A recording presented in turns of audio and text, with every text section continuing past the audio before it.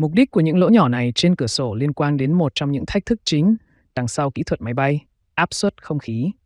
Ở độ cao bay, áp suất khí quyển quá thấp để con người có thể duy trì ý thức, vì vậy máy bay cần được tăng áp. Để làm được điều này, áp suất giữa bên ngoài và bên trong máy bay phải cân bằng, và đây chính là lúc lỗ nhỏ đó phát huy tác dụng.